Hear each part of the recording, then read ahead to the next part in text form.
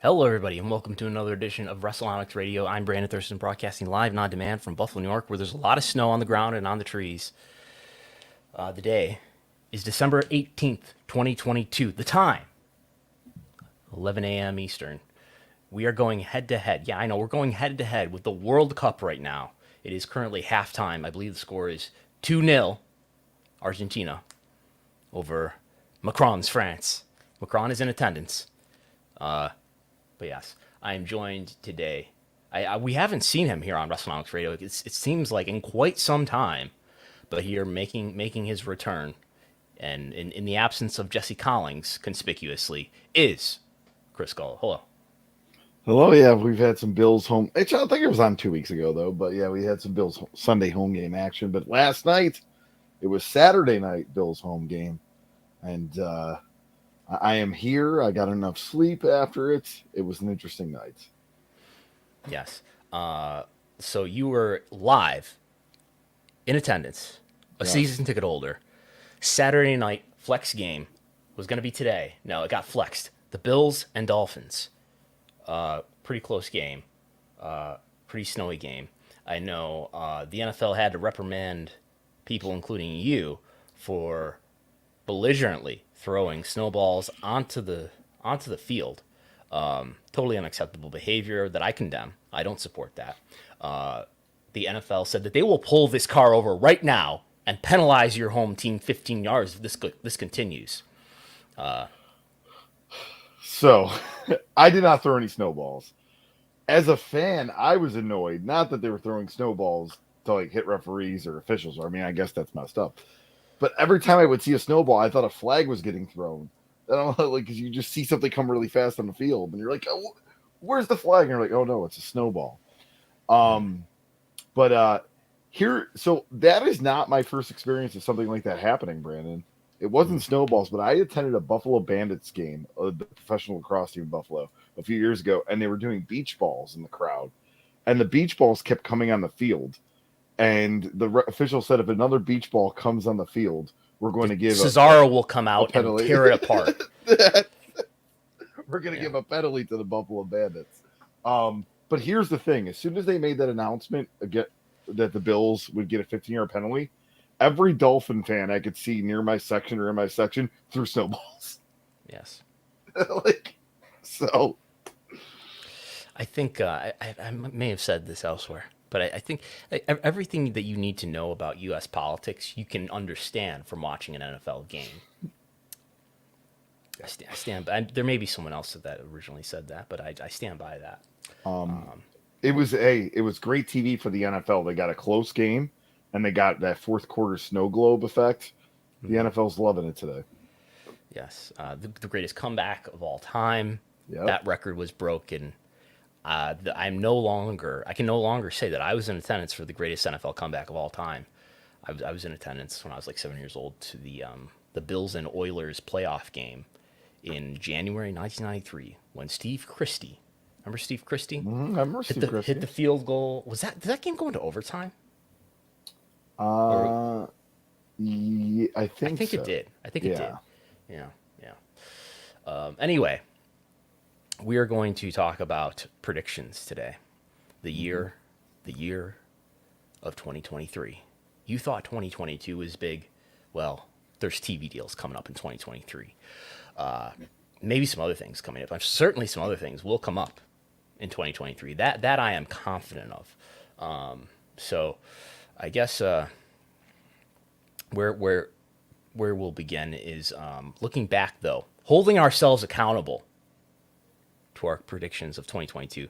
But by the way, if you want to participate with a super chat, or I suppose if you want to request that we make a different prediction in addition to what we might predict, feel free to throw a super chat in or on that, or if you have any question or comments, or if you want to submit your own prediction, have at it.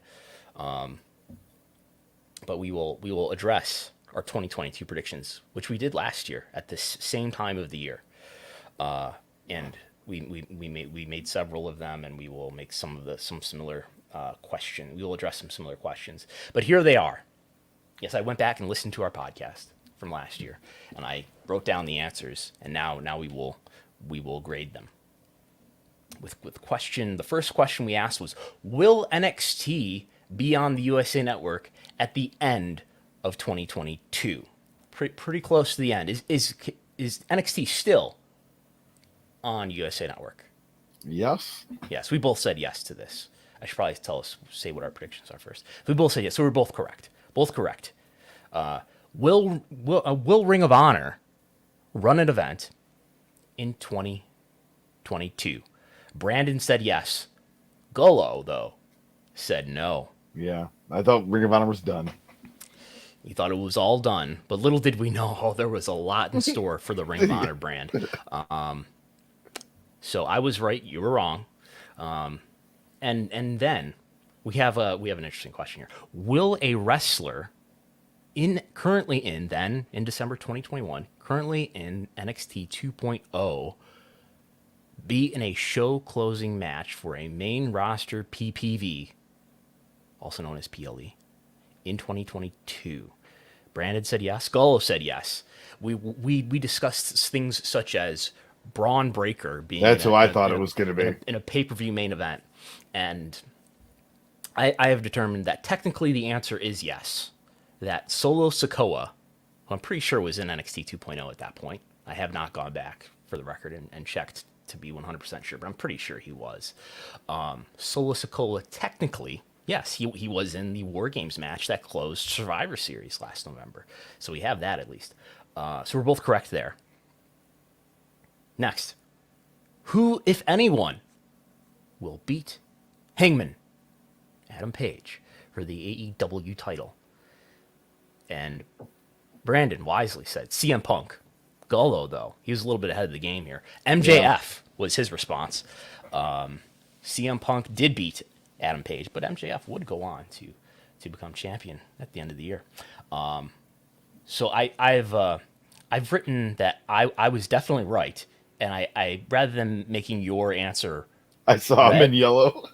No one's seeing this, unfortunately, but rather than making your answer red, I made it orange because you're on the right track there. Who, if anyone, will beat Roman Reigns for the WWE Universal title? We both said Lesnar. Brock Lesnar. No one did. The answer is nobody. Nobody beat. Now, if Vince is in charge Chief the whole year, maybe that happens, but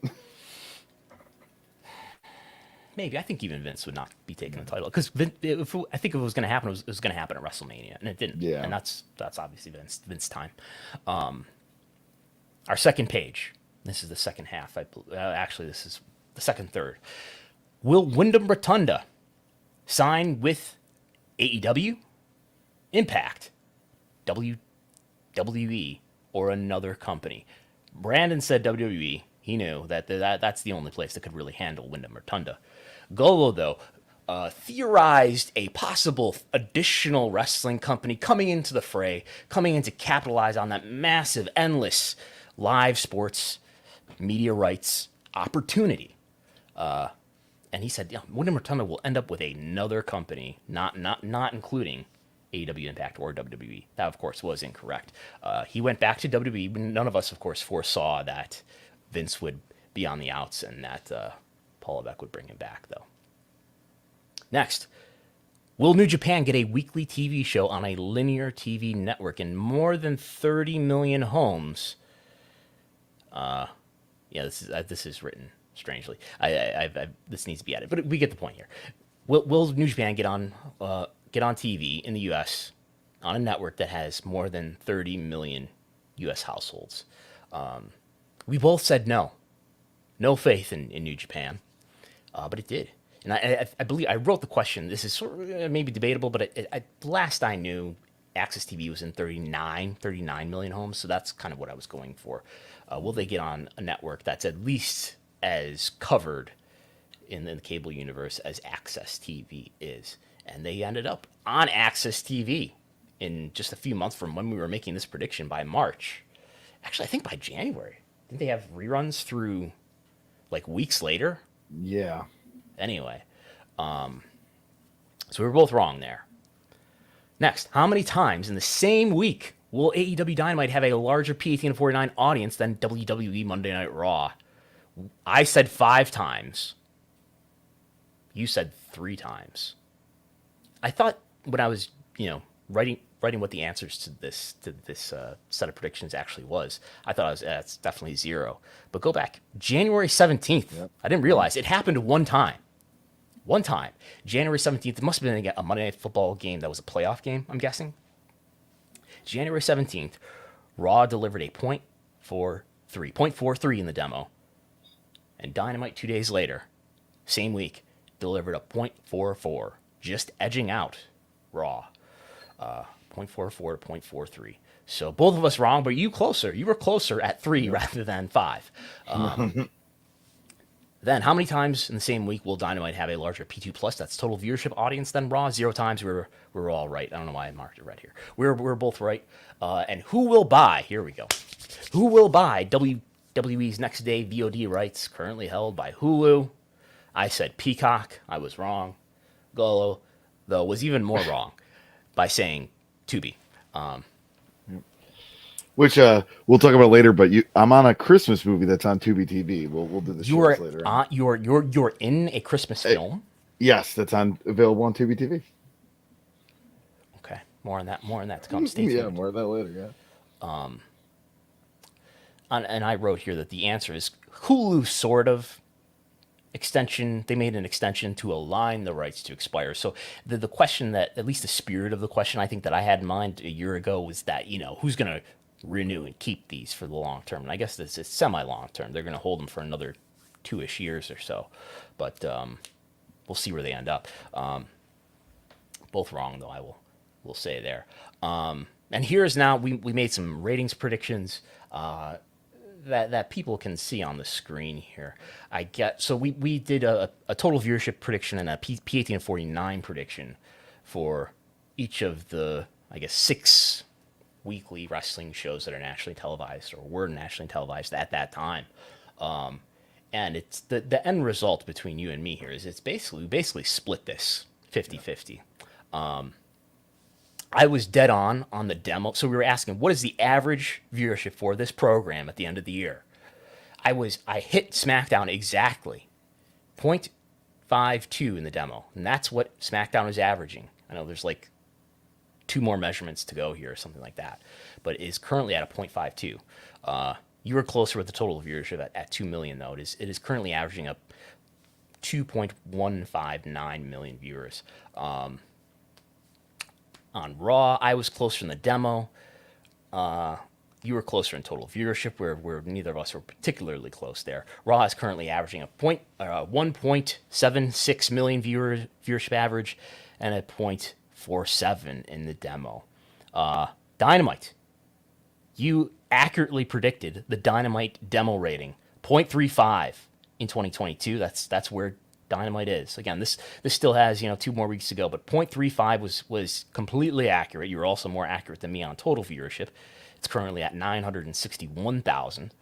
And Rampage, which, especially going back to listen to our discussion last year, I don't think we anticipated the degree to which Rampage did decline. Nonetheless, you predicted a 0.17 demo rating. It is averaging a 0.16. Close. I was a little bit closer on total viewership. I predicted 485,000 viewers. It's currently at 475,000. NXT outperformed our expectations here. 0.14 in the demo. We both predicted 0.13. And it did a higher total viewership average than either of us predicted. 629,000 viewers it's averaging on the year. You predicted 550,000. You were closer. And Impact. I undersold Impact. You were pretty close. Impact is averaging 106,000 viewers. You predicted 97,000. And we were a little bit low on the demo. It is averaging a 0.03 P18 49 rating. So I guess what might be interesting here is to look at which shows did better than we thought that they were going to do, and clearly NXT did better than we thought it was going to do. Rampage underperformed, sort of. I mean, you had 450. You were expecting it to do worse than it did in total viewership. That Friday time slot, man. That's what you said last year. We were both a little high on the demo though. Dynamite, we were under in total viewership, but we were both pretty accurate on on the demo. I predicted 0.34. You predicted exactly what it is, 0.35. And Raw, we were low on. Raw did better than we expected in 2022. And SmackDown did in total viewership better than either of us expected. Even though I am a accurate SmackDown demo ratings predictor. So anyway, so I guess winners here, right? NXT, Yep. Raw, big winners, and sort of SmackDown. Yeah. I think that pretty. That's the trend, yeah. That is consistent with December 2022 Brandon Thurston's concept of what the business right now. So anyway, those are our predictions for 2022. Despite being the person who tweets the ratings every day, not a very accurate ratings predictor, relative at least to Chris Gullo. Maybe you're just really good, Gullo. I don't know. It's all very lucky guess. Okay. Again, if you want to put a question in to the super chat, feel free to if you're watching live. Yep. So now I guess I feel like there should be like some dramatic music here. It is time for the 2023 predictions, and we have some similar questions, but some interesting and new questions as well. And we will start with the news of the day. The question: will Vincent Kennedy McMahon be reinstalled as CEO, or in any? Let's cast a fairly wide net here to account for, I think, the spirit of what this question would be. Will Vince McMahon be reinstalled as CEO or in any other corporate title? I suppose that would include like things like something like board of directors of World Wrestling Entertainment Inc. sometime in 2023. I think we might spend some time discussing this, I guess. So I did a talk last Tuesday. That's on the free feed and on the post wrestling feed as well. Just talking about the new Wall Street Journal story that came out this past Tuesday, right? That's when it came out. And I've talked a little bit about it on Thursday. Any thoughts you would like to share about maybe in particular the media coverage of this story that came out from the Wall Street Journal? Will Vince McMahon come back? Oh, by the way, he also there's another allegation that he allegedly assaulted another woman back in 2011. Yeah, so and that's kind of where I'm going on this. I read the article, and then very shortly after, I saw a lot of headlines from wrestling news sites. You DM'd me. Yep, saying Vince McMahon wants to come back to WWE. They took that as the main story, not the sexual assault allegation in 2011 from the spa manager. And I was pretty disappointed in wrestling media about that, because if that was in another space, say sports media, finance media, whatever, I feel like the story would be, hey, there's another allegation out there. But a lot of the headlines were, unfortunately, Vince wants to come back to, and when you put a headline out like that, even if he had 6, now he has 7. Yeah. I mean, when you put a headline out there like that, people, that's the story they're going to try to like dig more upon. And I didn't like the coverage of it. There were some sites that covered it right. Don't get me wrong, but there's a lot of sites that didn't, and I was pretty disappointed at it. What will get more engagement though? That the news that Vince McMahon, who has 6 known sexual assault allegations against him, now has a 7th, or that happened too. But Vince might come back and get back in control of WWE. Then you're not a journalist, you're a content creator, but you're not a journalist. Yeah. That's what you are. You're an influencer, you're a content creator, not a journalist. What if your main focus of coverage is the business aspect of wrestling? Still okay, but here's the thing. I'm not arguing. Still kind of say, I'm just exploring. But you could say, like, another allegation has come to fruition as Vince wants back in WWE, and and where we're going to talk about this prediction, where my prediction is going to come, is because of this allegation coming out. I find it almost impossible that Vince would be back in WWE. Okay. That would be the business perspective of it. Mm-hmm.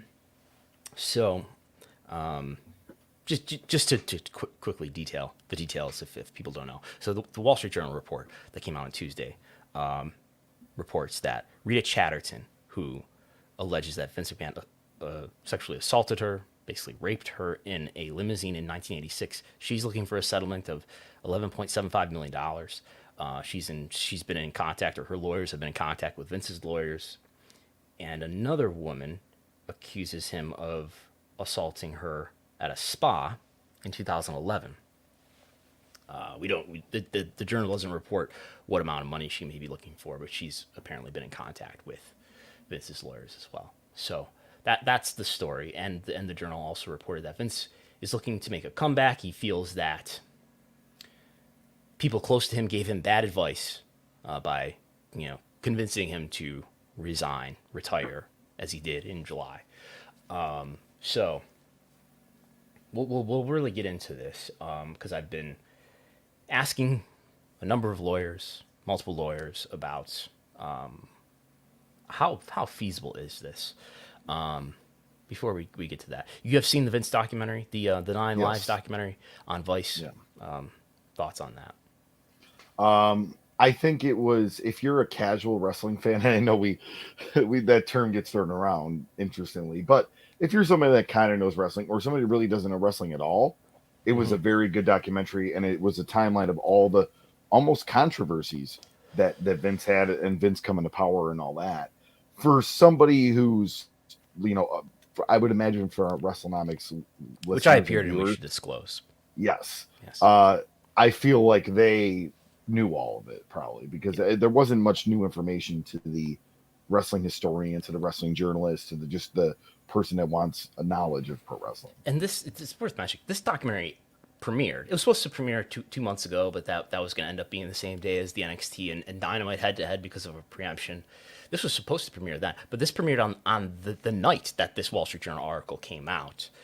Maybe that raised expectations, that people would think that, wow, we just got a revelation from the Wall Street Journal. Maybe I don't know if that had anything to do with it, but there certainly were. I saw in a lot of the feedback and discussion about the documentary that there was some expectation among people that there would be some new insight or some revelation, or maybe they would talk to wrestlers. Well, apparently wrestlers maybe didn't want to talk to them, but there were higher expectations, at least from a lot of wrestling fans for this.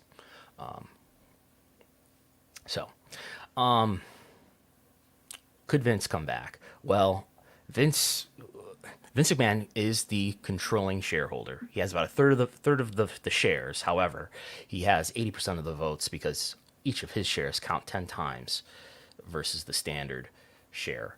So he has 80% of the votes. What does that mean, though? Do you have any concept about what that means, Gullo? That he has voting power? What does that mean? He's not the CEO. He's not the chairman. He's not involved in this company, apparently. Like day to day. So he would have voting on major transactions like a sale. Yes, I believe. Yeah.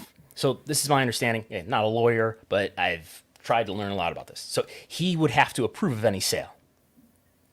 If this Wall Street Journal report is accurate, and Vince truly wants to make a comeback, he would have. Then I don't anticipate that WWE is going to be sold anytime soon, because Vince McMahon is not going to relinquish the control that he needs to make a comeback. What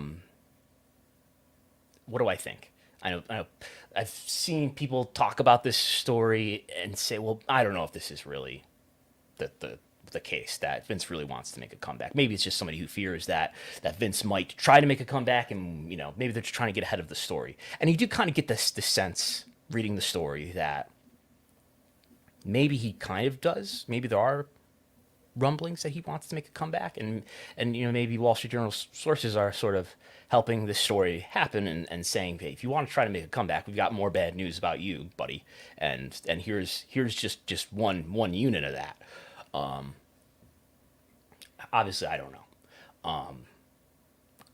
So he would have to approve of any sale.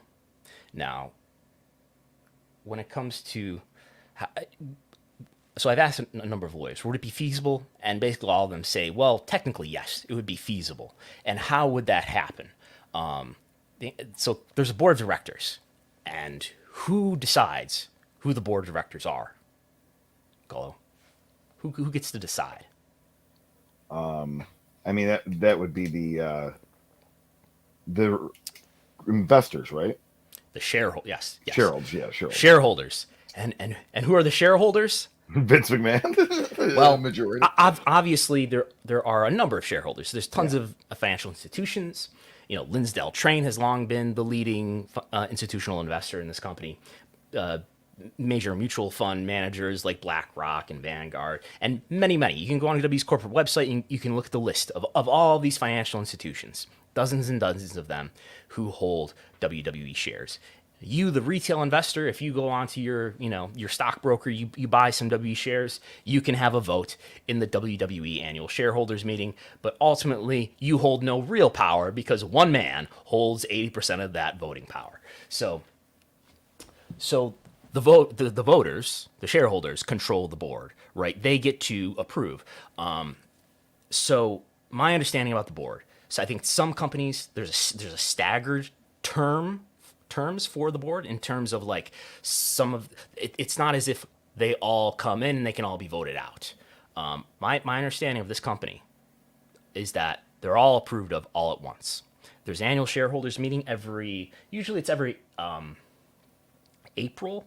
Last year was in May. I think there may have been some scheduling changes here because of COVID the prior year. So anyway, the shareholders meeting, which interestingly, I realize now, and it does sound right at the time, the shareholders meeting in 2022 was on May 19th. Same day, by the way. I don't know if this is meaningful.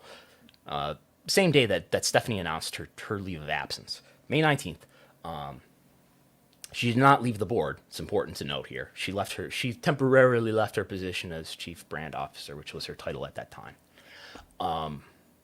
So there was a board, the annual shareholders meeting, which is different. I know it sounds similar. It's different from the quarterly earnings call. There's a quarterly earnings call where they report financial results, but then there's the shareholders meeting where the shareholders get together and they approve of the board. And you can go back into WWE's SEC filings and you can see the record of this every year where they vote. We've got it on the screen right now for people watching in video, where they vote on whether they approve of each one of the members of the board of directors. Vince McMahon, Nick Khan, Stephanie McMahon, Paul Levesque, Steve Koonin, Ignacio Loud, Erica Nardini, who was a member at the time, Steve Payman, Connor Schell, who was a member at the time, Manjit Singh, Jeffrey Speed, Alan M. Wexler. Those are the members of the board of directors. Most of them are independent. Some of those obviously are also WWE executives. And we can see here, these are the number of votes that were for, these are the number of votes that were withheld. They were all approved, as they always are, because one man controls 80% of those votes. He obviously votes to just approve of them all. What could happen here? Conceivably. I guess what could happen here is that Vince could just find. I assume it's safe to operate on the assumption that this board, which we have the board makeup is slightly changed since that filing. This board is probably not going to bring Vince McMahon back. Perhaps though, Vince McMahon could install his own board of people who will approve of him. That's he gets conceivable. a team together, like he starts finding people and then bring them to the shareholders meeting as candidates. This is conceivable, and I mean this in the loosest way possible. I don't know. I don't have a strong sense of whether or not this will happen. I've talked to people who think this is never going to happen, and that was certainly my gut reaction when I heard about this is never going to happen. But really, what's to stand in his way? I don't know. If he really wants to make a mess here, if he wants to burn down his own house so that he can have the property, perhaps he could. The question is whether he really wants to burn down his house. And I think there are members of his family who are on this board who he would probably have to oppose. Yep. So who knows what the status of the what the state of this relationship is with with his family members, but he would have to be in some pretty serious professional conflict with his family members, I would think. So the timing of this is particularly precarious too. So let's say it's in May or April. I think that's when the shareholders meeting is going to happen, May or April, and what's going to also probably be getting close to happening in May or April for this company. TV rights. Yeah. In 2018, when they made their TV deal, when was it? It was in May, June, that time frame. So if I'm the average W shareholder, if I have, let's say if you have some vested interest in this company, the last thing I would want is this uncertainty, this hostile takeover threat happening, leading right up to the time where you got to finalize the most important deals for your company. That is your U.S. live rights deals. So this would be a very financially threatening thing, I think, for the stock price, and for that because could be a very threatening thing for the TV deals. I understand. In the Observer, Dave wrote about this somewhat and said that the shareholders have some power here. I'm not sure that the shareholders have a great deal of power. That is, the shareholders who are not Vince McMahon. One man controls the votes. Who has the power here, though? Certainly NBC Universal and Fox have a lot of power here if they're willing to say, hey, look, Vince, we're not interested in working with you. If you succeed in a hostile takeover, we're talking very, very theoretical. I'm envisioning people, swooping into this conversation and thinking that we're saying that this is going to happen. I don't know, but we're just playing out how plausible this is. If NBC Universal and Fox say we're not playing with Vince, then what company does he have to take over? He has a company with no incumbent, at least, TV deals. He would have to find other networks that are willing to deal with his controversial self and are willing to pay him enough money to continue to finance the business, which, this is not a small business at this point. This is not the 1997 WWF. This is the 2023 WWE, which has hundreds of millions of dollars in expenses. He would greatly damage, I would think, the PR state of the company and perhaps greatly damage the media value of the company. He would, I think, greatly damage the morale of the talent and probably the staff.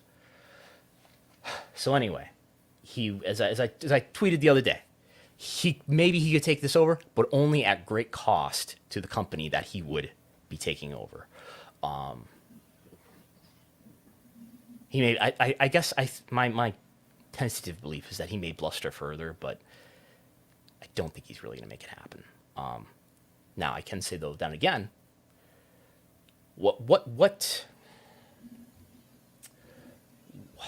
everything that I think I know about Vince McMahon would love the idea of me versus the world. I'm up against adversity and these giant powers that are out to get me. And Rupert Murdoch's Wall Street Journal is trying to discredit my name and just smear me. And I'm going to go out there and I'm going to go up against all these people who are challenging me. And I'm going to take back what was taken away from me. I mean, this sounds like the ultimate control freak thrill ride for somebody who loves that very kind of thing. Could he run to be a board member?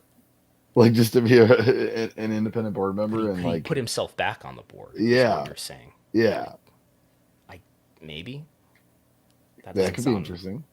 That doesn't sound impossible. But where do you find people who where do you find 10 or 11 other people who are willing to get into this muck with you? That's another question, I think. And I've talked to other people who think, that maybe just the resolution of this ultimately will be he will be talked into selling the company. Oh, here's another thing that I've heard discussed, and now I have a belief about it. Here's the question: is that, well, what if some major company, who knows, NBC Universal, Amazon, Endeavor, let's say they offer to buy WWE at a premium. So an offer that would really benefit WWE shareholders. It's trading at over $70 a share. Let's say they come in and say we'll pay $140 a share for WWE. It's a $6 billion market capital company. We'll pay $12 billion for it. Let's say. And Vince, let's say that happens, and let's say Vince refuses that, thus denying shareholders the ability to double the value of their stock. Let's say that happens, and I've asked the question to lawyers: wouldn't that cause liability for him in a shareholder lawsuit where you're not upholding your duty? Well, wait, fiduciary duty. Vince doesn't have any more fiduciary duty. Yep. He's not a member of the board. He's not a CEO. He's just a shareholder. He doesn't have any duty to anybody here. That's what I've been told, and that's what I believe at this point. Isn't that the most realistic scenario of this? Probably, it's just Vince denying a sale. Like, I'm not saying that WWE will sell, but like of the scenario of him, like getting a group of people to be on the board of directors or getting himself on the board. I think him denying a sale would probably be the most realistic of any of these options with him holding that much power. You mean in terms of him being a detriment to something? Yeah. If any of these scenarios happen, I think it's probably him denying a sale. I just don't know. So, and I've also talked to people who think that, maybe the resolution of whatever this episode is that we're now perhaps in, maybe we're not in it at all, but the resolution to this episode is maybe just that he finally does get convinced to sell. Whew, okay, he's out of power, and we're done with that problem. That's possible. Yeah. I don't have a strong... I guess if we get back to the original question of like, will Vince McMahon come back? I guess I would say no. I'm going to say no too, yeah. But I don't have a strong belief about that. He's somebody who I was surprised that he even resigned in the first place. And I'm sure we talked about it at the time. The notion that Vince McMahon would back down and recoil from controversy rather than not play the victim and try to, steamroll through it is very surprising. We have a super chat. And also consistent with the notion that he would, try to make a hostile takeover. Go ahead. Now we have a super chat prediction from MJ from MJ. Around the build of WrestleMania, he'll be announced for the Hall of Fame. Be installed as a chairman, emeritus type. See, I'm not going to pronounce words like that. And be celebrated by sympathizers in Hollywood. That is MJ's bold prediction. Here, let me ask a question. Who ultimately makes the decision, you think, at this point, about whether... Well, I guess it's any of them. Ultimately, whether or not Vince goes into the Hall of Fame and whether Vince is going to be allowed onto W programming anytime soon is I'm sure is going to be would be a decision that all of the major executives, or at least the top three that I have in mind, would have the input on. And if he's looking to really do this, then I don't think that's going to happen. We've heard people from that are close to him that he would never want to be in the Hall of Fame. Now that's obviously pre all this, but that he's not someone that wants that spotlight. So my prediction is Vince going to be in the Hall of Fame in 2023 in the WWE Hall of Fame. No, that would be my prediction. I don't think that the people who have the power in WWE would want to do that, for one thing, ahead of TV deals. It could lead to speculation or maybe a belief that Vince is still very much involved, and TV networks may or may not be happy with that. Maybe TV networks don't care. I would think they probably care somewhat. Why do I think that? Well, Stephanie has made it clear that this Vince story hurt their ad sales, and I believe hurt their ad sales with TV networks, not just like their ability to negotiate sponsorships for PLEs or something like that, or other ad deals, but for the television programs for Raw and Smackdown. That hurts TV networks. That hurts your biggest TV relationships. Not just your biggest TV relationships, your biggest relationships, period, in business. All right. And we see your other super chats. When we get to a relatable topic, we'll address them or address them at the end of the show.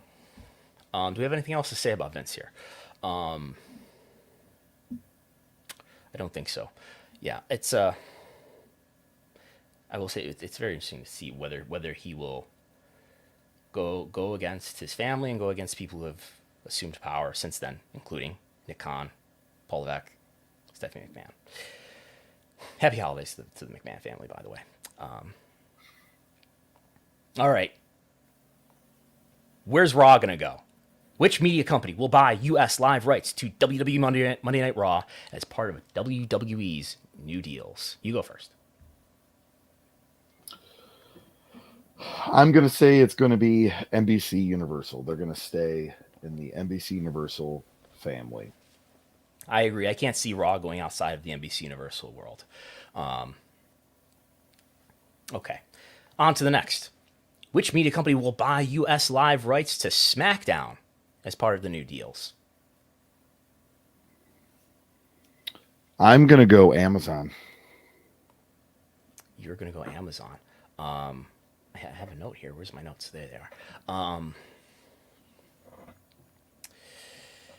I'm also predicting Amazon, as I wrote in a notepad earlier today. Amazon, and I think there are many ways this could go. It could go company acquisition, despite all the mayhem we just mentioned. It could go. What happens with these PLE rights? Does that somehow, does an extension of that deal get rolled into all of this, as clearly the Hulu rights have been rolled into this timing, as I believe likely the NXT rights are rolled into this timing. I think another question we could ponder here too is, if I am predicting Amazon, I'm not super confident in that, but I'll predict Amazon. However, the thing about leaving Fox is you are leaving broadcast. You are leaving what is still. Where's the World Cup on right now? Is it on streaming? Is it on Amazon Prime? Is it on Tubi? It's on Fox. It might be on Tubi for all we know, but it is primarily being broadcast on the Fox Broadcast Network. I have it on this TV right here. It's being picked up through my antenna. Broadcast is still a very powerful and high reach. It is the highest reach platform that you can have. It is the most valuable reach platform that you can have. So maybe what I'm getting at here is that maybe if they do leave Fox, that they end up with some sort of maybe at least occasional program on broadcast, whether that's NBC or something else. So that's what I would watch for. Speaking of Fox, we do have a super chat prediction from Nick NP. 80% chance Raw will stay in USA, but there's always that 20% chance Fox could make a second attempt to bid for Raw. Major pro in the latter is a return to 2 hours. That's an interesting. I never even really thought the concept of Fox trying to get Raw. They're gonna have to pay a lot of money to get Raw down from the wrestling fans' dream that Raw will be back to 2 hours someday. They're gonna have to pay a lot of money to WWE to make that happen. Here's something that we should lay out here too, that will be important to these questions. And we're gonna don't worry, we're gonna do AEW later. So what I believe about both of these situations for WWE and Fox, for WWE and NBC Universal, for AEW and WBD, I believe they've all got exclusive negotiating windows. So that means they'll negotiate with the incumbents first and perhaps make a deal with them before this ever goes to open market. In the case of, I think this is especially relevant to WBD, but in the case of, let's say, the NBCU relationship for Raw, maybe NBCU offers them X, and in the exclusive negotiation window for, let's say, Raw, and W can take it or go to the open market.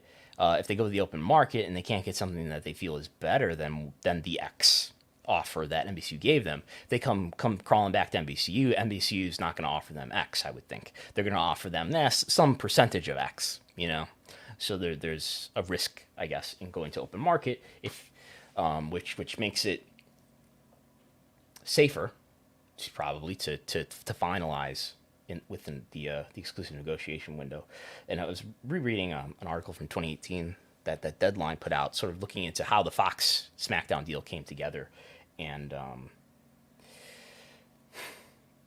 the article says, they were in the exclusive negotiation window, and as soon as it expired, like it expired at like 5 p.m. or 4 p.m. in the early evening, and like as soon as that happened, they had a meeting with Fox for SmackDown. So apparently that's something that happened. So anyway, is there a question we should address here? I think it's unlikely that this will happen. I would not predict that Raw is ever going to be less than 3 hours again. Unfortunately, as nice as that might be for wrestling fans. And if it happened, it would have to be at such a premium, right? Because they're getting paid more to deliver more content. SmackDown is worth $205 million average annual value. Raw is worth $265. So SmackDown is more expensive by the hour, but they're getting more for Raw because it is an extra hour. Anyway, have we answered this question? We have answered the question. Yeah. Amazon.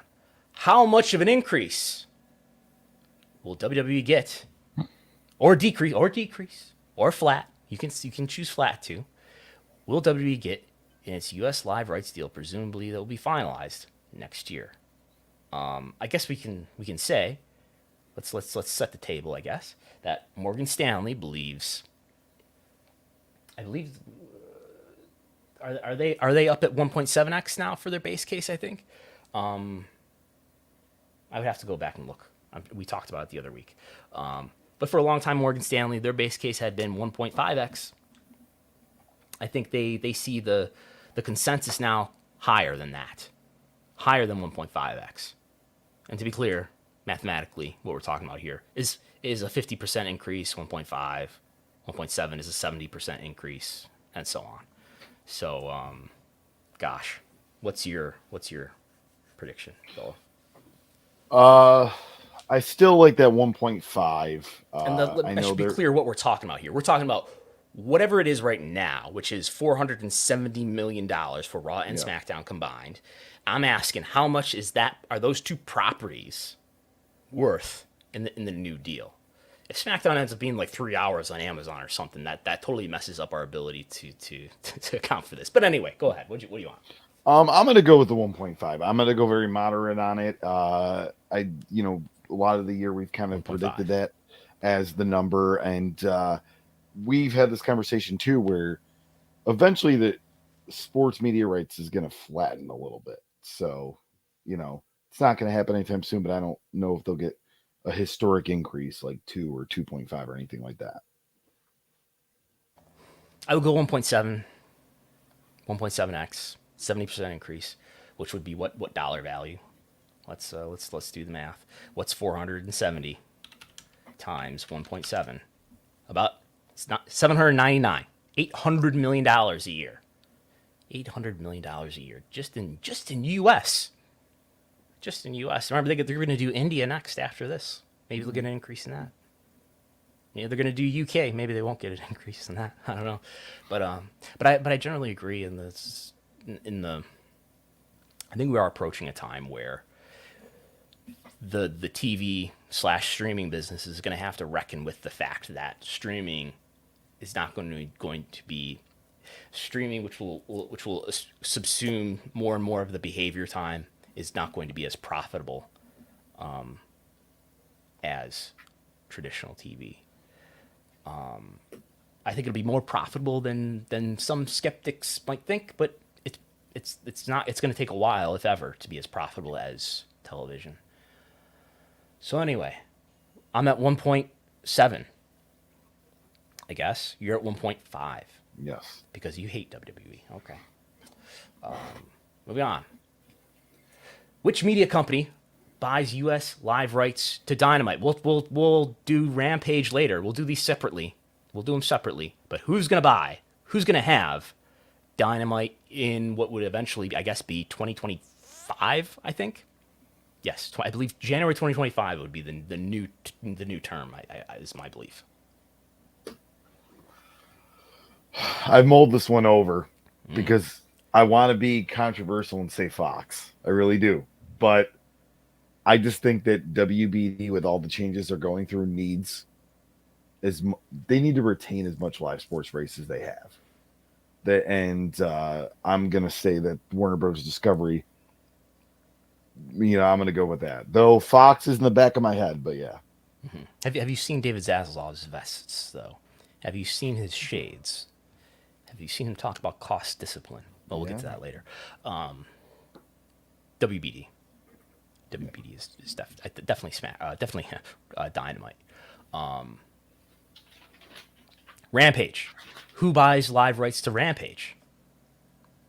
Is it WBD? Or is it someone else? I'm going to predict that Rampage ends up on the Max, the new streaming service of HBO Max and Warner Brothers Discovery merged. So stays with WBD. Yes. But broadcasting on the Max. And I guess we're saying that Dynamite stays on TBS, I guess is what we're saying here. Yeah. Okay. That's a good prediction. I will agree that it stays with WBD. It's getting really hard. Oh wow, World Cup is tied 2-2.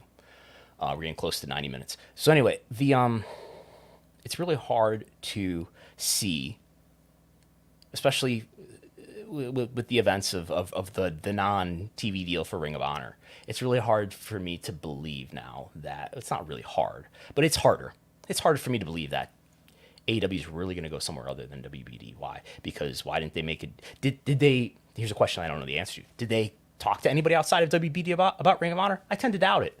I tend to think that either maybe there just wasn't enough interest. And when I say talk, I guess I'm speaking relatively. Did they come close to a deal really happening? And I think I've tried to ask Tony on one of these calls, is there some reason why you can't negotiate with anybody else? And in the case of Ring of Honor is a separate LLC. There is a different LLC called ROH Acquisition Company, I believe. So it's not just a joke. It is literally they are two different companies. But like why is AEW not showing any sign of doing any business with other bidders? I don't doubt that they have talked to other U.S. sports live rights holders, but there seems to be a lack of ability to get real outside of WBD interest. We'll see what happens when I believe they have an exclusive negotiating window with WBD too. That's, I don't know, a guess. Nobody's told me that, but we'll see if either of these properties end up being reported to have gone beyond the exclusive window. I tend to doubt it though. Okay. How much of an, here we go. They're gonna hang on every word now. How much of an increase? How much over the current $44 million average annual value?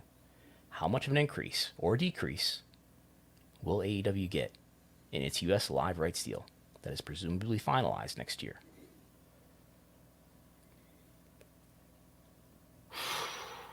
I'm making you do all the predictions first. I'm gonna go 3x. 3x. Yeah.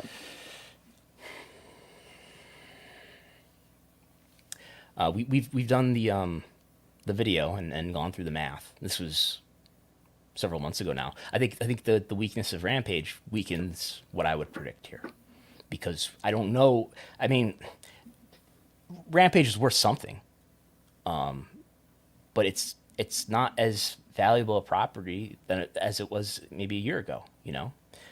Because the viewership is lower. And I've done the math to show, at least several months ago, that you can mathematically justify 3x to 5x. And ultimately, I think the biggest factor will be what other bidders are really interested. I'll go 2.5x. Okay. 2.5. So that would put 44 times 2.5x at $110 million average annual value. 110 I'm at 132 with the 3. So versus 800 for WWE in the future is what I was predicting. 1.7 for WWE, 2.5 for AEW. They have to get some major increase, otherwise this business doesn't make sense, right? You can't get a even deal and continue to have this business make sense. So it has to be a sizable increase. So there's that. I think we're at the end of our media predictions. What match closes night 2 of WrestleMania? Don't tell me night 1's. I guess it's the main event of a show, but the real main event is going to be night 2, WrestleMania. The Rock and Roman Reigns, though. What was the last match of night 2 this year? It was Reigns and Lesnar, wasn't it? For night 2? I've lived so many of those WrestleManias that I don't even know. I'm trying to remember. I know night 1 was Austin and Owens. There's a Google machine that'll probably tell you the answer. So anyway, I agree with you. I think The Rock will find some time. I think Reigns will wrestle twice. Maybe we see Reigns in night 1 versus Cody or Sami Zayn. And I'll go even further and make additional predictions here. Reigns will keep the titles, all the titles, not dropping them to anybody. That's very interesting. I think maybe he loses to Sammy because Rock screws it, but then he beats The Rock the next night. I think we're getting ahead of ourselves here. That is in fact a thing that we're supposed to entertain. So there it is. There's our prediction on Reigns. We'll do the CM Punk in a moment. So no one is my answer to. Will Roman Reigns lose either of these titles in 2023? If so, to who? Nobody. What do you say? I'd say he loses 1 to Sami Zayn. 1 to Sami Zayn. That's interesting. And you kind of have it both ways there. The reign, one of the reigns, doesn't end. Nope. Because he can still boast that he beat The Rock, and the Sammy loss was a fluke, and he's still your tribal chief. Okay. Exclusive fantasy booking right here on Wrestlenomics. You're welcome. Will CM Punk have a match in 2023? If so, in what company? I'm going to say no. Yeah, I will say no. He will not have a match. Maybe he wrestles in WWE someday, but not next year. I think just whatever his contract issues. This is my belief. His contract issues will at a minimum prevent that, and he's injured right now. We think anyway. So there's that. There's the predictions. Oh, ratings predictions. All right. Before we get the ratings predictions, yes, I want to do one more roster thing, just because we had a lot of super chats. Well, a couple super chats about it. So, where will Sasha Banks in WWE or AEW or neither in 2023? And that's what I'm going to ask because we have some super chats to it. Will she have a match? Well, yeah. Will she have a match in AEW or WWE in 2023? I'm going to say yes, and I think she'll eventually end up in AEW. Yeah, I think AEW at this point is more likely. Did you ask New Japan or Stardom? Well, no, we know she's appearing in New Japan. So my big thing was, will she be in AEW or WWE or neither in 2023? Because we do have some super chats to it. So let's get to those. Delmar Abdi asked, if AEW signs Sasha, one would expect more spotlight, focus, and TV time for the division, but could changes take a toll on ratings going into TV rights? Are you saying Sasha Banks would not help them in TV ratings? She'd be I think so. TV ratings? No, because there's more of a focus on the division, maybe. Yeah. No, I think having Sasha Banks would only help them. Maybe it would help them with their TV partner too. To the idea that you've got this person who's been in Disney stuff. Maybe you can set her up to be in DC stuff. I don't know. I think she would be a help for AEW's various areas of business. Not to the extent that CM Punk was, No, Yeah. but I think she would certainly be a great merchandise draw for them if she chose to work with them. She would help somewhat with TV ratings. She would help somewhat with ticket sales. She would help somewhat with pay-per-view if she's booked well. That's always a condition. And speaking of value, so Jizzle asked, what is Mercedes' value relative to Becky or Charlotte? So I'll say my thing here, and I know that's kind of where you're going to go. We've done the Who's a Draw, and I think very consistently Sasha Banks had more Google trends than both Becky Lynch and Charlotte, if I'm not mistaken. Go. Can you go on Twitter and alert the Sasha stands that we're talking about Sasha right now, so they can all flood into Yeah. So I won't be able to easily pull up the data, I don't think. Maybe I could with Google Trends, but so this is what I believe. When it comes to Google Trends, which I think are a good suggestion, they're not the answer. Obviously, it's just web search. Doesn't mean anything necessarily about revenue. And in fact, yes, we always have to say web search will go up when there's bad news, when there's controversy. When Chris Benoit happens, there's a big spike, right? That said, over the long course of time, I've always noticed, and I believe I could demonstrate this with a few minutes that we can't spend right now because we're doing a live podcast, but that Sasha Banks has overperformed her push, at least in web search. Okay, I think my belief, this is an opinion. My opinion is that Sasha Banks is in the course of W history over the last 5-7 years. I think there's a lot of talent who have been under monetized. Let's say, I think Sasha Banks is close to the top of that list. I think interest in her has always exceeded the level of her push. Always is often a lot. So, what is her value relative to Becky and Charlotte? Similar, at least. All right. Now we can go on to ratings. Okay. Let's go to ratings. So, what is your... Let's try to do this kind of quickly. Smackdown, next year, 2023. Average rating, total viewership, demo. We have some references here to look at. What is it doing currently?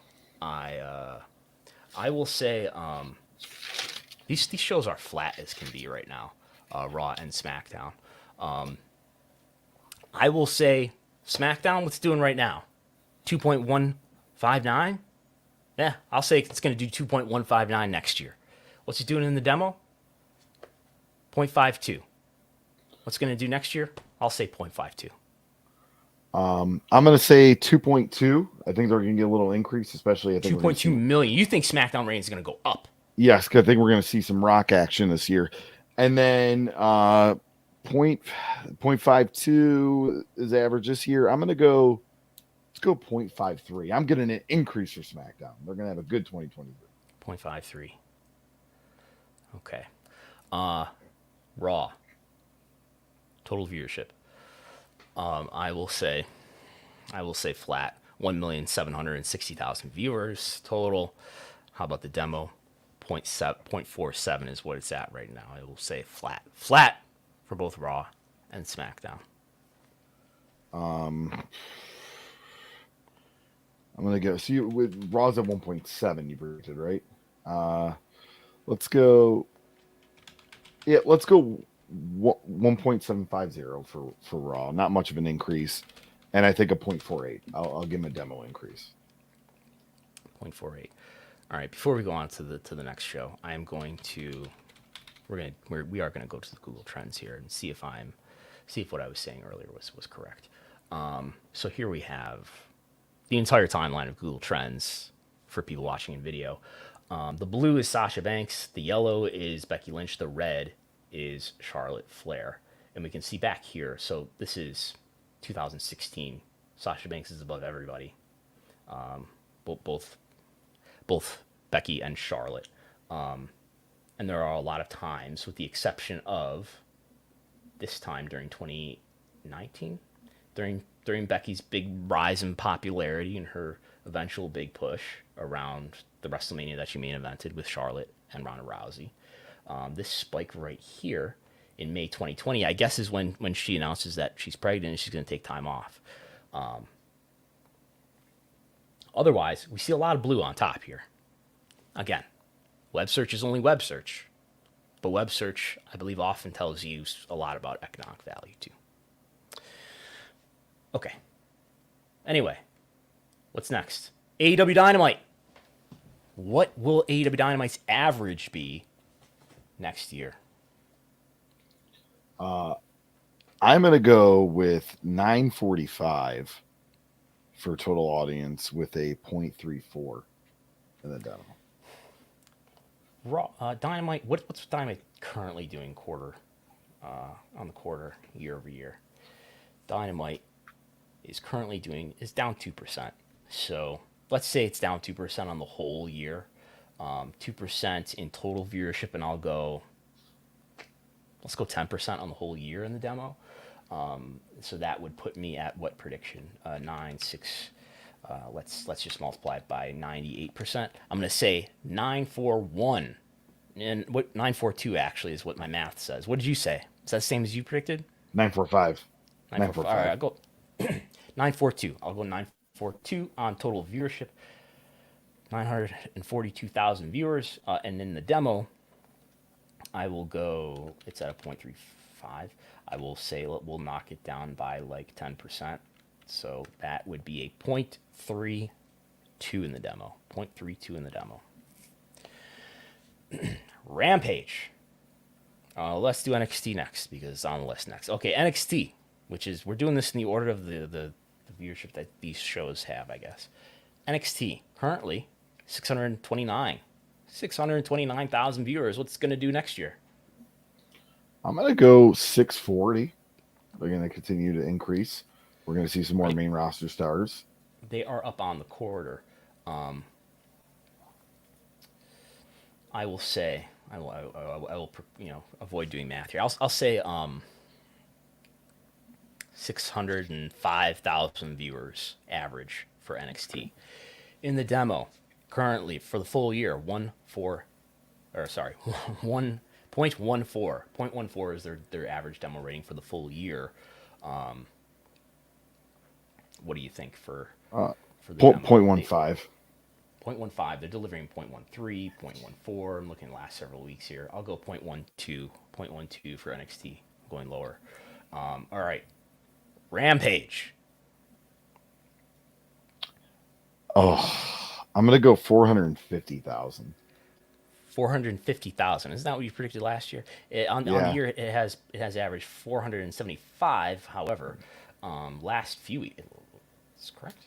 No. Okay, I gotta scroll forward here. Maybe I was not looking at the most recent NXT numbers when I was just looking. I did a 0.17, 0.13. Anyway, I will live by my rating. So this is what they did the last few weeks: 457, 361, 411, 445. I think it's probably going to go down some more. I'll go 400,000 viewers for Rampage. 400,000 viewers. And the demo, 0.16 is what its average has been, is currently doing 0.11. The all-time low is 0.08 2 weeks ago. 0.11, 0.14, 0.11, 0.14, 0.12. I'll go 0.10. I'm going to go 0.13. Because you love AEW. Okay. Impact. Let's do Impact. We did it last year. We could do New Japan, and we could do Women of Wrestling as well. Yeah. But let's do Impact and stop there. Impact 106,000 viewers is what its average. But what's it done more recently? Impact has done 107, 74, 55, 109. That's an incredible difference. I guess that was Thanksgiving. That makes sense though. 94, 56. I'll go 90,000 viewers. What do you think? We'll go 101, 101,000. 101. And the demo, I'll say 0.02. How about you? We're gonna agree on this one, 0.02. Okay, fine. Okay. What else have we got to deal with here? Any idea what the slide is about? There's no way you could. No way. Do we have any super chats before I go on to something that's totally Yeah, unrelated to predictions? yeah, we got super chats here. Yes. So, Okay. first off, earlier when I was talking about the wrestling media, MJ gave a super chat after saying "Preach Gullo." So thank you, MJ from MJ for that. Let's see here. I know that we got some more super chats. Just scrolling down. Very busy today. Thank you all for super chat. Seriously. Uh, Thanks. MJ has another rating super chat here. 1.2x for Raw, he predicts, is may not even get 1.2x on its own. Are you considering next day rates when you say 1.7? Because that's not apples to apples. It's true. It's all going to get complicated, right? But I will go 1.7. The thing is, we might not even get a report. We might not even get information to break this out, though. I doubt we're going to get a report that says, okay, they got this much for Raw, and they got this much for the next day rights. We may not get that information. I guess I don't. Maybe it's the case that in the context of live rights, the next day rights aren't going to make a huge difference because the money is so much in the live rights. I don't know what the value is. I would guess it's like of next day rights for Hulu. I think they took a particularly low deal for the extension. I think before that it was probably still under $10 million a year, maybe under 5. I don't know. So it's pretty small in the context of live rights value. So maybe it's doesn't dramatically change how we need to predict this. All right. But yes, MJ is the foremost bear on WWE live rights. Yep, and he's continuing to be active on this. Another super chat from MJ. From MJ, Rampage to Fox is a SmackDown replacement. He questions Fox cut cost but keeps wrestling, and Tony Khan's an NFL owner. Look, AEW looking at Fox does make some sense.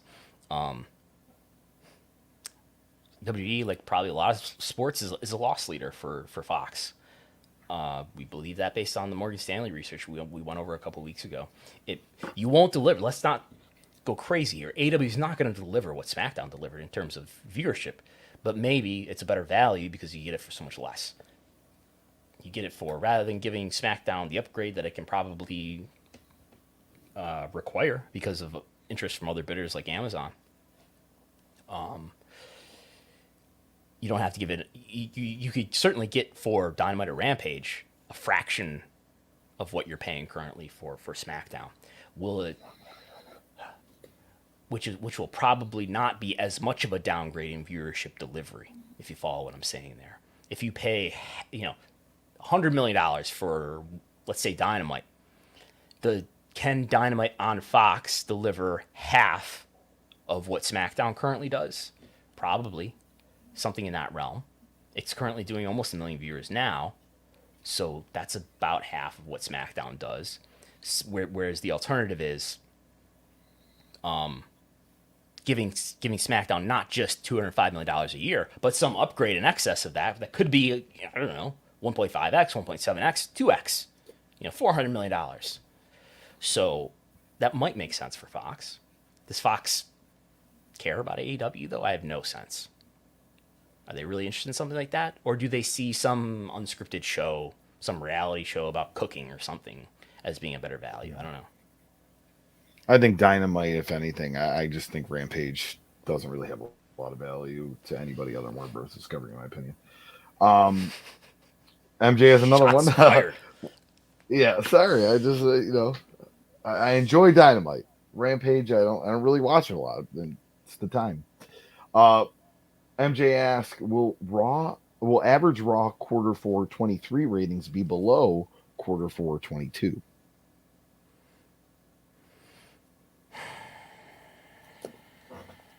No, I guess I think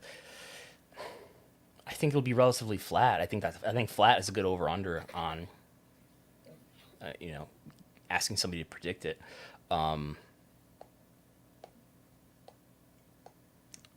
I don't have a strong opinion. I'm struggling to find, I think flat it would be my prediction. Could be up single digits, down single digits, low single digits. I could be totally wrong, but that would be where I'm more confident. All right. And we have another super chat here from Delmar. Will we see more 800 as an average for AEW in 2023? So I think, will a lot of the ratings be in 800s this year coming up here? I think we will see. I think we will see plenty of 800s. I think we just predicted averages that are still over 900 though. Yeah. So I think they get those million ratings here and there. So can they hold that up in an environment that has fewer subscribers? Sports Business Journal, John Oren, has published a chart, a table that shows the TV homes for major networks, including TNT, TBS, USA Network, and they're in the low 70 millions in terms of households in the U.S., which is, we've been kind of going with the rule of thumb that cable is in the high 70 millions or about 80 million.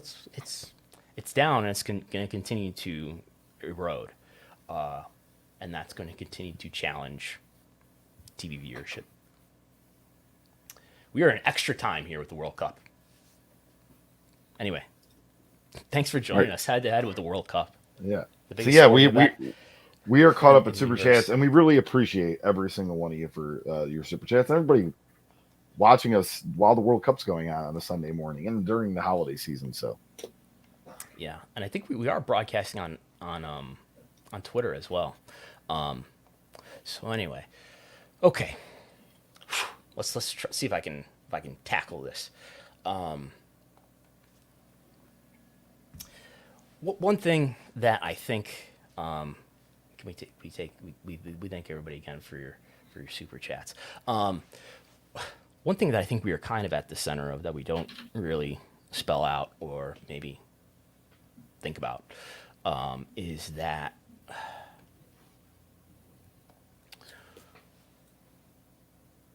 the reason why I think some people have interest in what we do sometimes, or why certain things that I say or tweet get particular attention, is because people want, to have sort of their favorites and the things they enjoy affirmed, or the things that they really disdain, disaffirmed, if that's a word. And I just wanted to ask, what is that feeling about? Like, say you watch some wrestling show that you like, and you've watched some match. Dave Meltzer's star ratings are totally relevant to this conversation too. And you think it's awesome. You think it's great. This match, whatever, this performance, this promo, whatever it is, you think it's really awesome and really great. You pick up your phone and you find that there's people who didn't like it. And not just one person, but maybe a lot of people.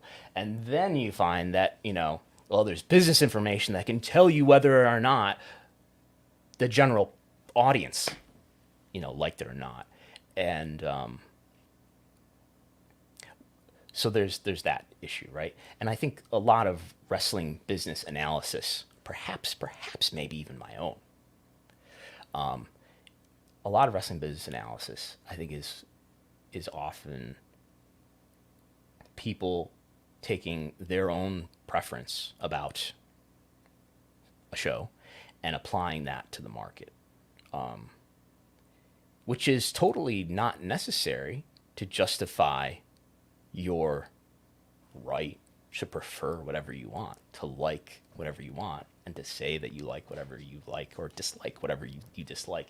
You don't need a quarter hour to help you justify liking what you like, right? You don't need a YouTube view number to justify liking what you like. Yet, some of the most fervent arguments on social media, at least in my replies, I know there are much worse ones, but some of those fervent arguments are about that very thing, it seems. This unnecessary urge that people have to see that their opinion is affirmed by a wider general public and, in fact, a market. And I don't know what that's about. And clearly, like, I'm not saying like it's these people over here. We're all sort of psychologically involved in it, I guess. But and we've certainly erred in this way. I wrote an article once about how there is no mainstream wrestling in the U.S. because nobody, basically, to be uncharitable to the argument, there is no mainstream wrestling in the U.S. because basically nobody's doing All Japan in the 90s in the U.S., which just happens to be totally coincidentally, and that's totally a coincidence. It's just nothing but a coincidence that just happens to be my favorite form of, favorite era of wrestling for a company. I don't need that concept and that vision of wrestling to be economically successful to like it, and that is the mistake that not just dummies talking into a mic like us. That's not just a mistake that people like us make, but that's a mistake I believe that people well within the industry make, from the lowest indie to the biggest wrestling company. There may have been somebody who retired earlier this year, in fact, who I think was doing that all the time, who was projecting his view of wrestling, his preference of wrestling, onto the wider public. There may be other people in wrestling and in the media who are telling you about how they used to like wrestling better when it was this way. And the reason why wrestling isn't as popular today as it was in their days, because it's not like this version of wrestling that I liked better. So I just think that's this is happening all the time, and we're not really sorting it out. It's always, it's such a coincidence that the version of wrestling that you just happen to like better is also the one that is on the trajectory to succeed. I guess what we're getting at here. So to put this in like some concrete example, Chris Gullo, what wrestling show do you watch most often on television? Be honest. You're muted. You're muted. Sorry, I apologize. Dynamite. We knew it. You were trying to pretend that you didn't know that you were muted so you get away with not admitting it. But you watch Dynamite more than any other nationally televised wrestling show. That's true for me too. So I guess that means I prefer that show more than the others. We're all getting around to the point. This will be a self-congratulatory lecture. I guess my big change in opinion of late has been that I think we're no longer in this world that I thought we were gradually, very slowly heading towards, where AEW was becoming perhaps increasingly popular, W was becoming decreasingly popular, and these two lines were going to meet. I think that fantasy is over with now, given the end of Vince, presumably, in WWE as head of creative. And we're going to see a more stable popularity trajectory for WWE and AEW. Even though I prefer AEW, I guess. Yeah, I prefer AEW at this point still. But I don't think AEW is going to become more popular than WWE with this set of conditions, this set of talent, this set of creative, with those conditions. I guess we could just jump to this, in that I think there's some big moves, biggest moves that were made in this year of 2022. There's a lot of big news in this year. We'll touch on some of it briefly. March 2nd, Tony Khan announces that he has purchased Ring of Honor, which I believe has become a problem for AEW. I think maybe Tony had overestimated the value of Ring of Honor. Certainly when it comes to a media property, I mean, they try to shop it around and couldn't find a home for it, and now it's going to be on Honor Club, where, by the way, we look at Peacock and say, well, I think a big factor in what has stabilized before Vince even left, while Vince was still there in 2021, there was a big stabilization, as I saw it, in W's popularity overall. Somewhat because, it was finally the end of no touring. They went back on the road. But also, I believe strongly that a lot of the stabilization of their popularity had to do with not some new star that was built, not some storyline, not some creative direction, the distribution. They just were on a bigger platform, which is Peacock. Despite talk going into it that, nobody's going to watch these pay-per-views anymore because, What you're gonna tell everybody who used to watch it on the WWE Network that they have to go through the friction of trying to find some other way to watch it, which is Peacock? In fact, what happened is that Peacock was in many more homes by many times greater than W Network, which had at most 2 million, and now with Peacock here, it's something like 18 million paid subscribers, and something like 24 million who've got access to it because they're Comcast or Cox customers. And these pay-per-views are watched more than they ever were before. I don't think WWE's lying to us when they say that Money in the Bank was the most watched Money in the Bank ever and things like that they say every time they have one of these PLEs.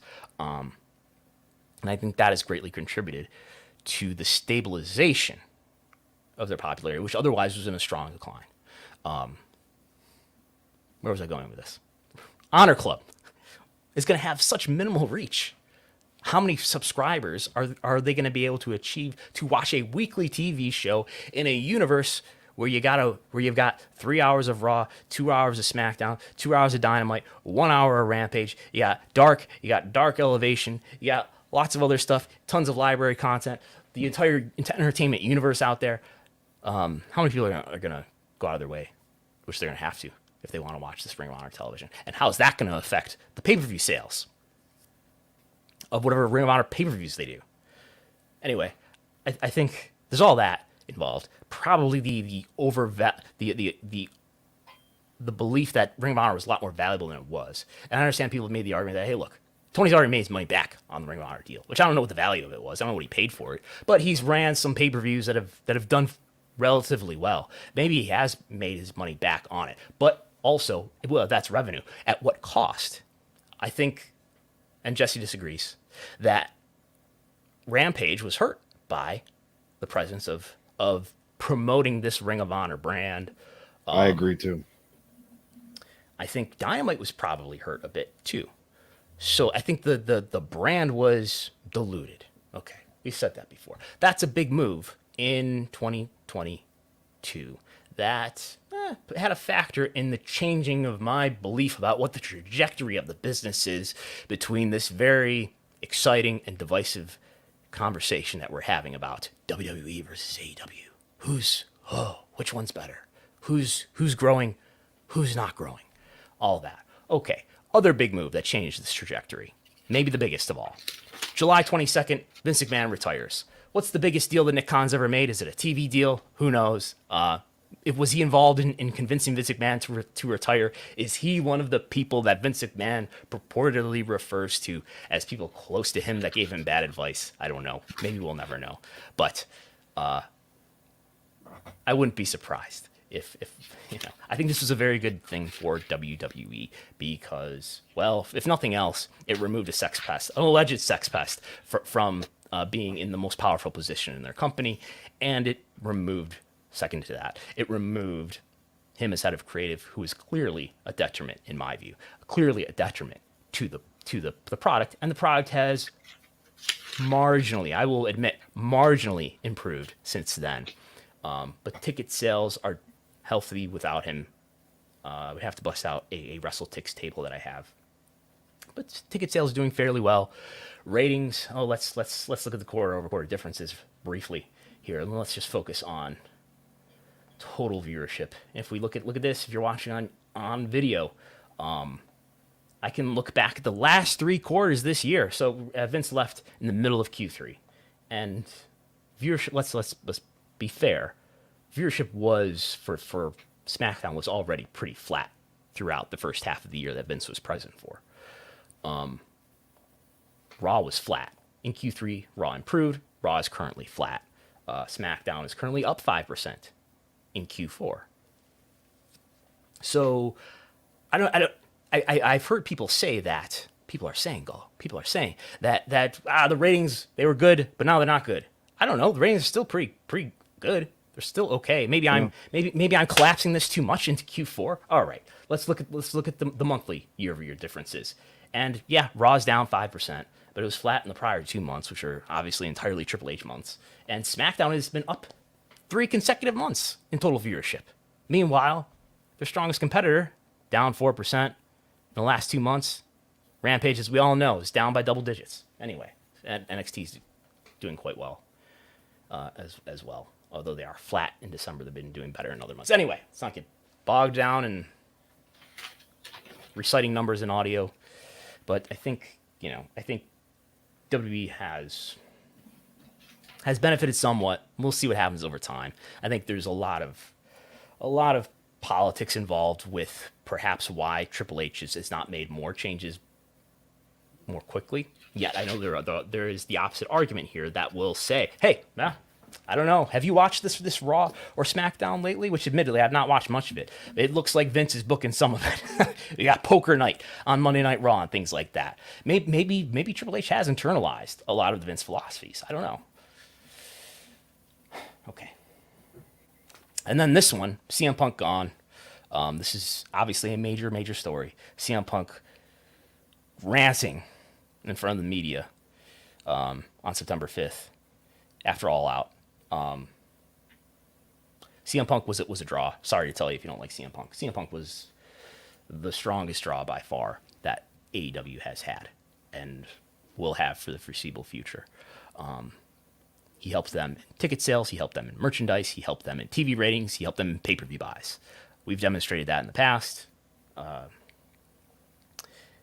And him leaving has coincided with additional declines in ticket sales, TV ratings, and there's not pay-per-view every month or certainly not every week, but the pay-per-views haven't been as great in their sales either without him.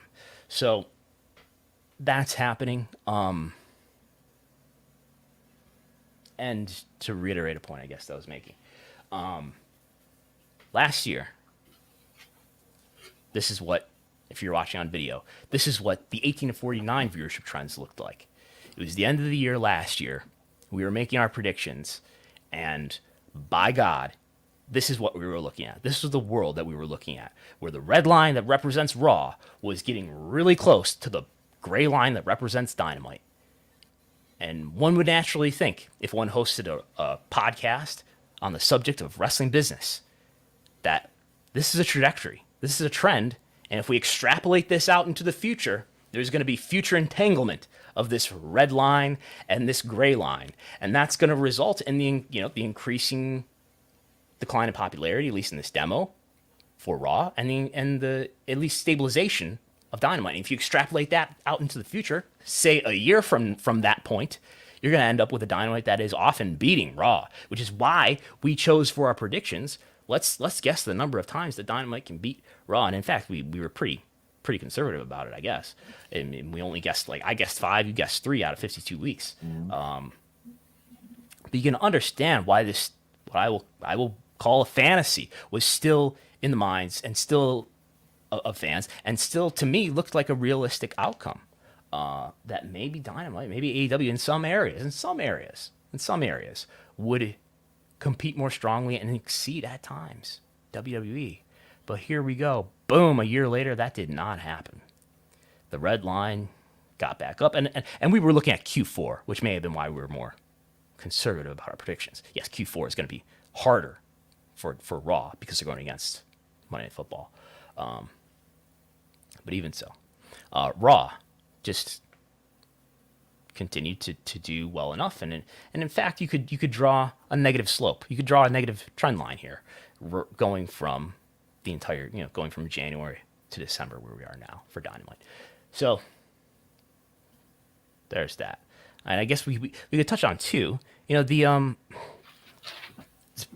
have not seen much talk, and probably not enough credit within Wrestlemania has been given to these two reporters from the Wall Street Journal, Joe Palazzolo and Ted Mann, who have reported on one of the biggest wrestling news stories in the history of the business, in that reporting on this investigation by the W board directors, reporting on the various allegations surrounding Vince McMahon and John Laurinaitis. This is a huge story, and some credit should go to them for reporting on it. And I don't think that Vince McMahon has been held accountable and responsible for what he's done, but there has been a consequence in that the most powerful person in the history of the business is, at least for now, not in nearly the position of power that he was once in. And it was, and I'm not just, I guess I'm probably influenced by my feelings about his product somewhat, but we can put all that aside. Let's say he's making a great product. I mean, he's got 7 allegations against him at this point of sexual misconduct, we should say. And he's not in as powerful a position, at least. So, next week, it's Christmas. We're not going to be here live. I'm going to do, I guess I will say now, I'm going to do an audio documentary about the entire timeline of this story surrounding Vince McMahon, which I've started working on, and I will plan on having completed by Sunday, since Gullo refuses to spend Christmas morning with me streaming a podcast. So that's what will be the podcast for next week. Will be a audio documentary on the year of 2022 for Vince McMahon. Real quick, when you were talking about what's this feeling all about, Sajizzle did have a super chat. It's about getting our faves what they deserve by what they deserve. They deserve it. They must have it. It's not enough that they're my favorite. They have to have it. Yes. They have a right to those objective metrics because they're fantastic. Thank you for the super chat. Okay. Do we have anything else here? Anything else to go over? Here's Jolly Old Saint Nick. I think that's it. Have you met Jolly Old Saint Nick? All right. Jolly Old Saint Nick. Yeah, and I'm happy holidays, everybody. This has been a very fun year of Wrestlenomics for me. For the Patreon subscribers, you'll still see me this year on the Wrestlenomics 30, but for the live Sunday show, this is it for 2022. So we should address Tim Diaz. Am I going to premiere that'll be the plan. I'll premiere the audio at 11 a.m. I should be home to make that happen. So you can tune in live if you wish to open your if you celebrate Christmas and you're opening your presents on Christmas morning, you can listen to the audio documentary of the fall of Vince McMahon while you do that if you wish. And speaking of Christmas, I'll get my only plug this week.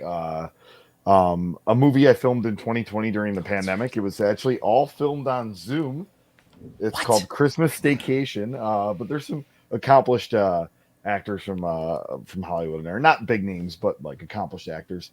It's called Christmas Staycation. It's available on Tubi, Amazon Prime, I believe Plex as well, as far as the free streaming services. But yeah, it is on Tubi. That was in your contract. I think it had to be distributed on Tubi. It had to be distributed Tubi. I play an ex-con named Vinny Calizzo. I pop in about 54 minutes in if you just want to. Wait. You play what? An ex-con named Vinny Calizzo. Yes. Does he have like an accent? Does he? What is? Tell me about this character. Tell me about this character. He's just... So one of the people basically this family, because nobody can get together on Christmas, they have a Zoom Christmas party. But the one cousin who's a little eccentric, she invites all her prison pals. And I'm one of the people, the interesting characters that shows up at the Christmas Zoom Christmas party. And I have a few lines, so it's definitely. What are your lines, or would those be spoilers that you cannot release? I just talk about, hey, it's a party. I talk about Boston Market at some point, and like there's some funny lines. It's a comedy, so. Okay, the World Cup is now 3-3, and we are 118 minutes into this thing. This is. Oh man, we got more super chats. They just keep coming in. That's okay. MJ, whose responsibility is it to keep Vince acceptable? Accountable. I'm sorry. Yeah, sorry about it. Responsibility. This is a deep philosophical question. I mean, somewhat. I think of the media first, probably because I'm sitting in the seat that I'm sitting in here. The board of directors. If he did something that is in fact criminal, if he sexually assaulted someone, he did something criminal. the executive branch of the government would be responsible. It depends on how far do you want to extend responsibility. The fans who support his endeavors, I don't know. Board of directors, certainly, they investigated him. They did. And the board of directors investigated him. Wall Street Journal appears to have gotten information from board of directors, so maybe there was some effort from the board in that sense too. I don't know. Tim B asks thoughts on the Mansury hiring by AEW. Is that how you say his name? Michael Mansury. I understand Mansury. Is it, what can you summarize this story for us, Cole? Do you know it well enough? He I don't know his exact position, but he was a WWE employee who now was hired by AEW. Is it a production hire? I can't exactly remember. He was by some believed to be the heir to Kevin Dunn. Yes. Yep. Okay. But he left WWE. He ended up working for Pat McAfee's show. He briefly worked for one championship MMA. And now he's been hired by AEW, which, I mean, I have no insight on this, but that people are saying that this is a great hire, and this is. He's also apparently going to be involved in a change of presentation, maybe production style for AEW in the new year. So, I don't have any great insight here, but it sounds like a good hire for AEW. And then MJ, all these false finishes in the World Cup won't draw. Yeah. They're not letting up. I'm starting to think that maybe FIFA is out to get us here. They're just. Well, there's some great documentaries on FIFA being corrupt. So out there's a few. So, but yeah, now we are all caught up. I'm gonna have to be writing a lot of timestamps once we end here. Lots of topics today.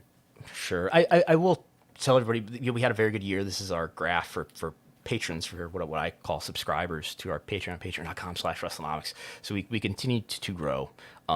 We've had a pretty good year, I would say, for Wrestlenomics in terms of it's been a good year for me in Wrestlenomics. I guess we were just this past week, in fact. I was quoted in the Wall Street Journal for this story on WoW, on women of wrestling, including quotes from Jeannie Buss. We were in the Wall Street Journal, also about WoW in September. I was just in a documentary with Vice on the Vince story. We joined Post, and we were with Post throughout the entire year, and they've been tremendous partners, big fans of John and Way and everyone involved with Post Wrestling. We had a good time. I had a good time in Newark, meeting everybody, listeners and people who are involved in doing things for Post Wrestling and writing things and doing podcasts.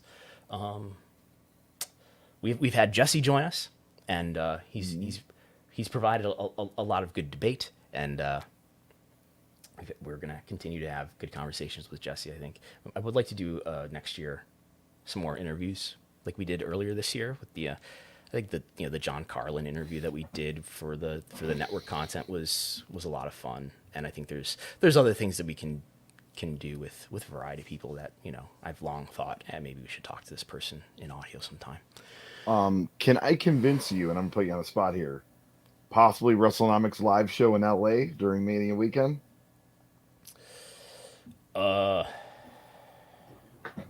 If you make it happen, maybe. I mean, I can work on logistics of it for sure. I have thought about going to LA. The tickets are quite expensive to go from Buffalo to LA. It's like over $400, but yeah, we're gonna see about. This is really in the weeds, back end stuff. I'm gonna see about making Wrestlenomics more of a legitimate business in terms of bank accounts and perhaps an LLC. So that's happening. It's I still have a day job, and that's how I support myself. But this has become something that is sort of like a part-time job, even though I'm not really sure what I'm paying myself for any of this at this point still. But yes, I hope that we continue to grow Wrestlenomics. I think in some ways I'm proud of what we do. So that's all the things we do, all the success that we've had, to the extent that we've had it, is because people validate us through being members of our audience and through supporting us through Patreon, supporting us through super chats, and through sharing our content and recommending us to others. So we really appreciate you for being a part of that. I think that's all I had. And if you're not already subscribed, you can subscribe at patreon.com/Wrestlenomics. You can get TV ratings reports. The core hours have been there every week. Wrestlenomics viewership spreadsheet. The Wrestlenomics 30. Gullo and I, his tech issues seem to be cured.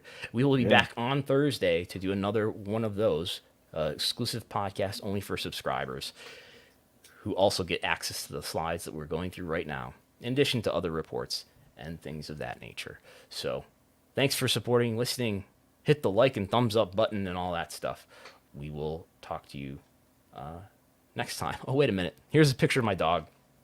MJ from NJ sent Gullo and I a package full of dog toys and treats and things like that. So here's one Fozzie Bear enjoying many of those accoutrements as he was last night. Thank you, MJ, from that. I have not given it to my dog yet. I might make her wait till Christmas. So yes. All right. That's all. Talk to you next time. Bye.